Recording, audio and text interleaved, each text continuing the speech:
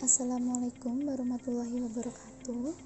Perkenalkan, nama saya Rahmanifia Permatasari, mahasiswa Perencanaan Wilayah dan Kota Universitas Jember dengan NIM 19191050102 akan membahas keterkaitan Omnibus Law dengan penataan ruang serta hubungannya dengan aspek agrikultur. Hal pertama yang harus kita tahu dulu yaitu Omnibus Law atau Cipta Lapangan Kerja.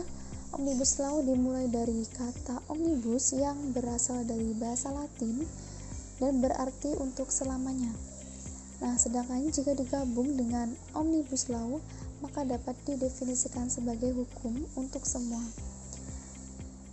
Pada Omnibus Law ini, dengan teknik Omnibus Law, sekitar 80 undang-undang dan lebih dari 1.200 pasal dapat direvisi sekaligus hanya dengan satu Undang-Undang Cipta Kerja yang mengatur multisektor dan disederhanakan menjadi 174 pasal saja. Kemudian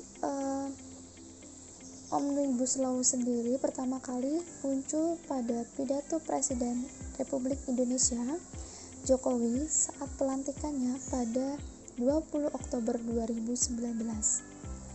Omnibus Law adalah sebuah konsep pembentukan undang-undang utama untuk mengatur masalah yang sebelumnya diatur sejumlah undang-undang atau satu undang-undang yang sekaligus merevisi beberapa undang-undang, dan undang-undang ini dimaksudkan untuk merampingkan regulasi dari segi jumlah agar lebih tepat sasaran. Kemudian muncullah terobosan hukum yang dibagi menjadi 11 klaster dalam Undang-Undang Cipta Kerja.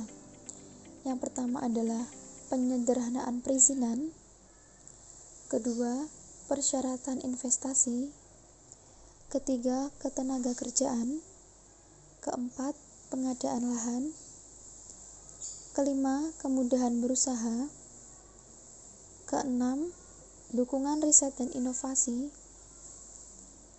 ketujuh administrasi pemerintahan, 8 pengenaan sanksi, 9 kemudahan pemberdayaan dan perlindungan HAM, 10 investasi dan proyek pemerintahan, dan yang terakhir adalah kawasan ekonomi.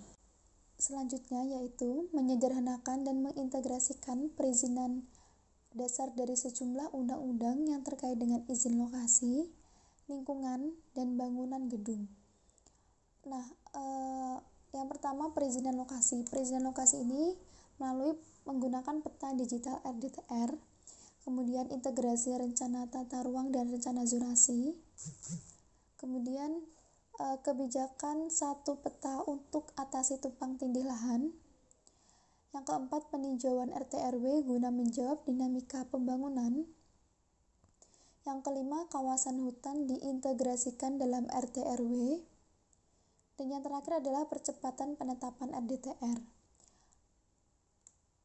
Kemudian, kemudahan perizinan dasar pada lingkungan. Yang pertama adalah izin lingkungan dipertahankan. Yang kedua, standar lingkungan untuk kegiatan resiko menengah. Yang ketiga, AMDAL disusun profesi bersertifikat. Yang keempat, AMDAL untuk kegiatan resiko tinggi. Dan yang terakhir adalah AMDAL dievaluasi pemerintah atau profesi bersertifikat. Kemudian untuk perizinan bangunan gedung, yang pertama yaitu izin bangunan gedung dipertahankan, penerapan standar teknis bangunan gedung, kemudian bangunan tak beresiko tinggi bisa mengacu protipe. Yang keempat, bangunan beresiko tinggi wajib disetujui pemerintah. Dan yang terakhir adalah sertifikat tak fungsi diterbitkan manajemen konstruksi atau pengawas. Slide selanjutnya ini ada 5 aturan tata ruang yang berubah akibat adanya Omnibus Law. Yang pertama itu ada klausul izin jadi kesesuaian. Jadi, perubahan drastis yang terjadi pada pasal 1 ayat 32 dalam Undang-Undang Tata Ruang yang semula ada klausul izin pemanfaatan ruang. Klausul ini kemudian hilang di Omnibus Law dan berganti menjadi kesesuaian kegiatan pemanfaatan ruang, di mana perubahan ini membawa dampak signifikan pada aturan yang akan datang, termasuk dalam hal pelanggaran terhadap tata ruang. Jika sebelumnya pidana terhadap pelanggaran izin, maka sekarang pidana terhadap pelanggaran kesesuaian pemanfaatan ruang. Aturan yang kedua yaitu aturan tata ruang pedesaan di Babat. Jadi dalam Undang-Undang Tata Ruang itu ada 6 pasal sekaligus yang mengatur soal perencanaan, pemanfaatan, dan pengendalian tata ruang di desa. Nah, ketentuan ini tuh dimuat dalam pasal 49 sampai pasal 54 Undang-Undang Tata Ruang. Penataan ruang di desa bisa dilakukan di tingkat kecamatan sampai desa. Nah, ke-6 pasal ini dihilangkan atau dihapus dalam Omnibus Law.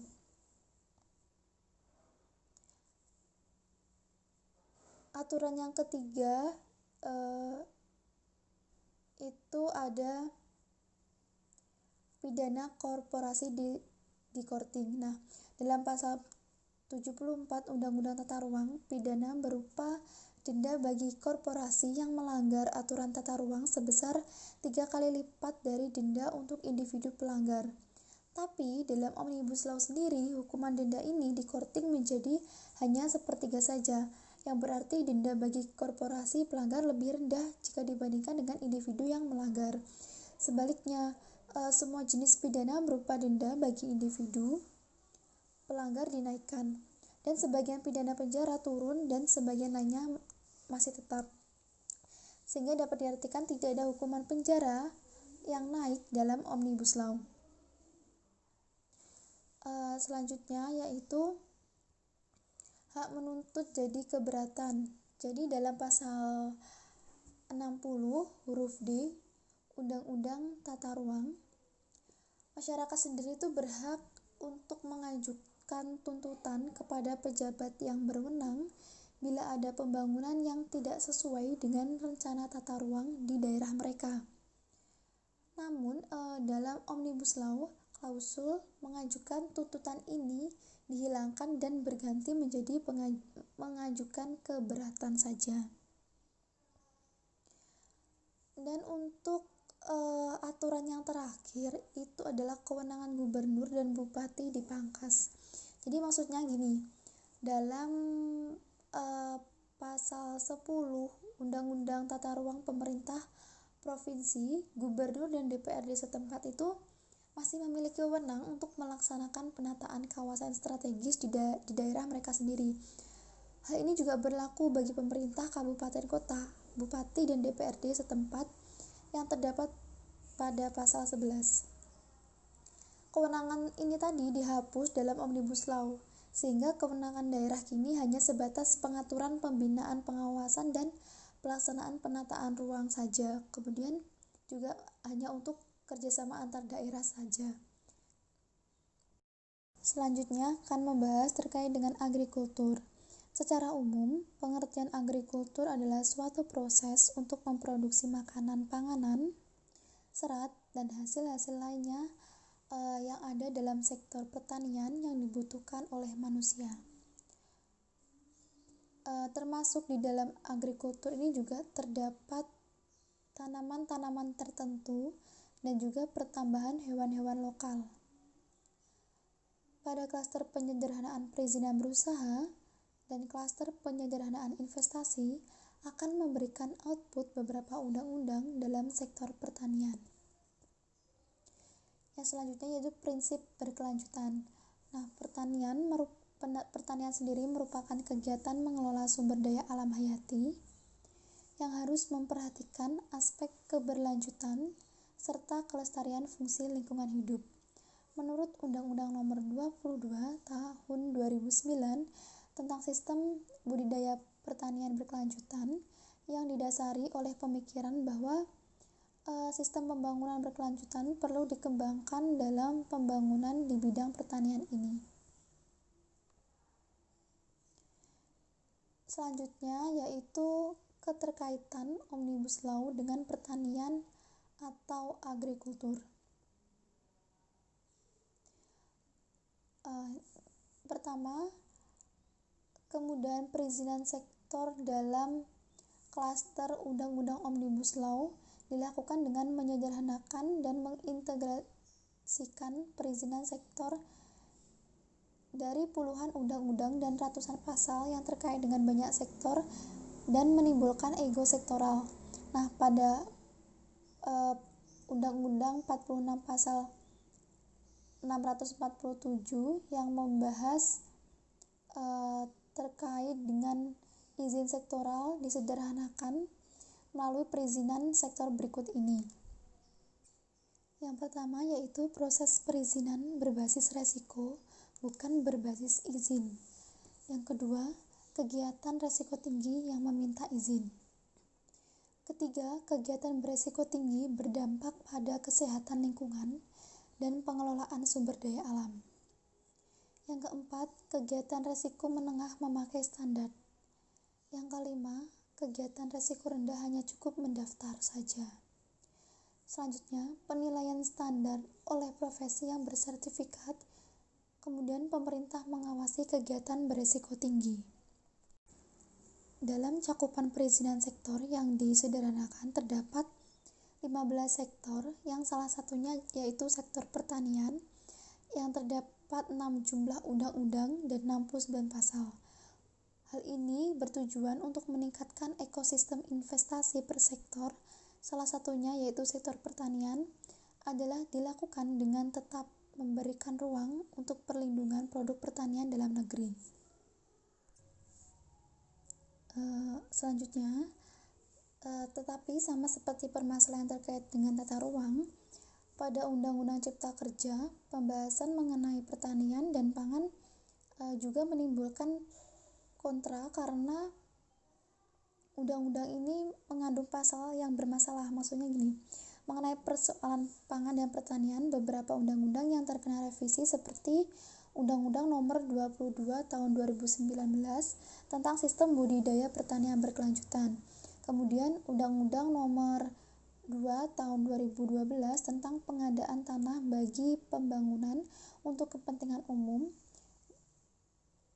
Kemudian ada Undang-Undang Nomor 41 Tahun 2009 tentang perlindungan lahan pertanian pangan berkelanjutan. Nah, sehingga dengan adanya perubahan ini akan menimbulkan beberapa permasalahan. Kemudian dampak adanya Omnibus Law ini bagi pertanian, yang pertama, seperti yang sudah dikatakan oleh Sekretaris Jenderal KPA Dewi Kartika bahwa ketentuan izin untuk konversi tanah pertanian ke non-pertanian makin dipermudah.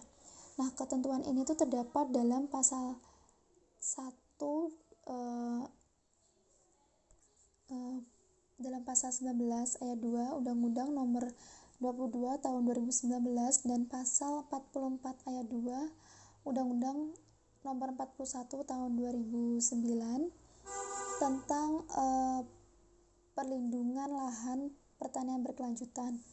Nah, pada pasal ini tuh dapat dialihfungsikan untuk kepentingan umum atau proyek strategis nasional.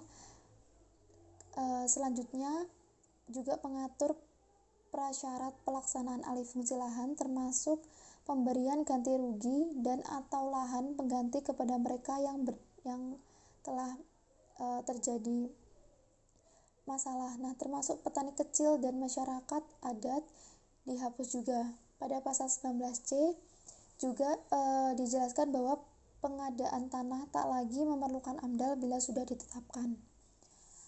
Kemudian dampak selanjutnya adalah perusahaan-perusahaan raksasa dan investor bermodal kuat dapat merampas lahan masyarakat kecil secara legal dengan mudah dan tetap lepas dari jeratan hukum yang seharusnya mempidana mereka.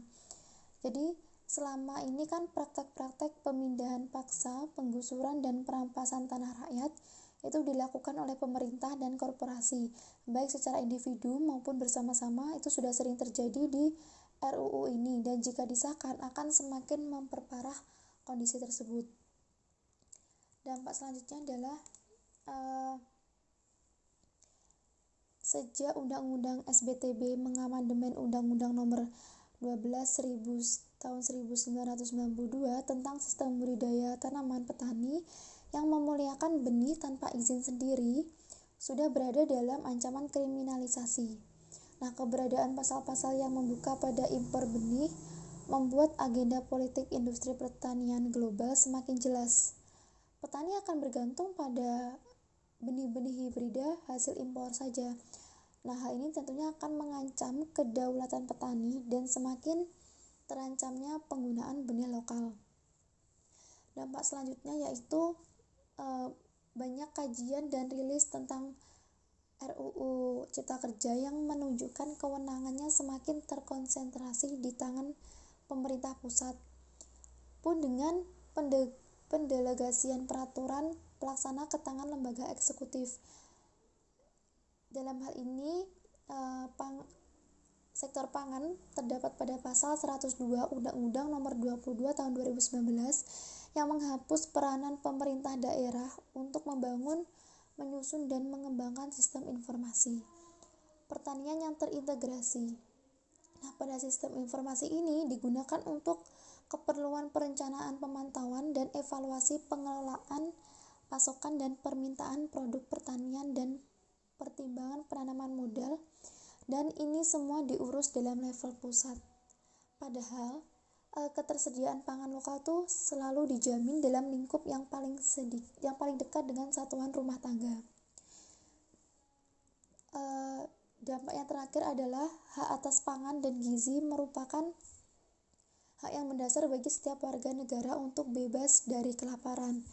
Idealnya, hak atas pangan dan gizi ini harus diselaraskan dengan kedaulatan pangan dalam tatanan lokal. Namun kenyataannya dalam RUU Cipta Kerja ini berpotensi dilanggar dari pasal-pasal yang semakin mendukung masifnya impor dan digerusnya praktik pertanian dan produksi pangan lokal. Selanjutnya yaitu klaster penyederhanaan perizinan berusaha. Nah, Omnibus Law ini dilakukan dengan kriteria yang dulunya adalah basis lisensi approach, kemudian menjadi basis risk based approach. Nah, RBA sendiri ini izin akan dilihat berdasarkan resikonya, sehingga istilah izin digunakan untuk perizinan yang berisiko tinggi terhadap kesehatan, keselamatan, keamanan, dan lingkungan. Kemudian, perizinan di sektor pertanian yang berisiko tinggi berkaitan dengan izin-izin yang memiliki dampak lingkungan, keselamatan dan kesehatan manusia, sumber daya genetik, dan keamanan pangan.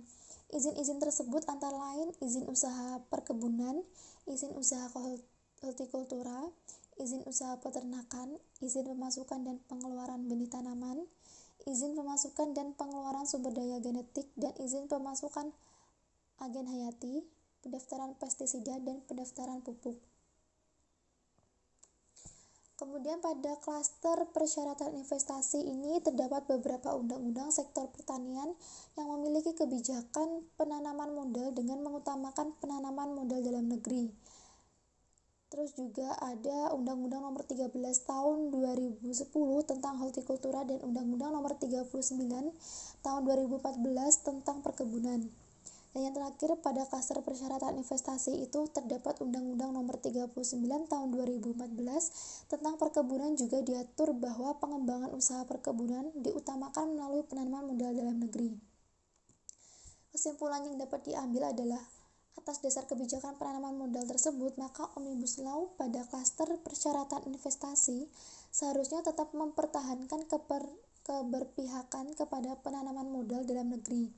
Nah, Omnibus Law Cipta Lapangan Kerja yang memuat beberapa undang-undang sektor pertanian harus diselaraskan, tetap perlu mempertahankan prinsip-prinsip pertanian berkelanjutan dan berwawasan lingkungan. Sekian yang dapat saya sampaikan. Apabila ada kurang lebihnya saya mohon maaf. Terima kasih. Wassalamualaikum warahmatullahi wabarakatuh.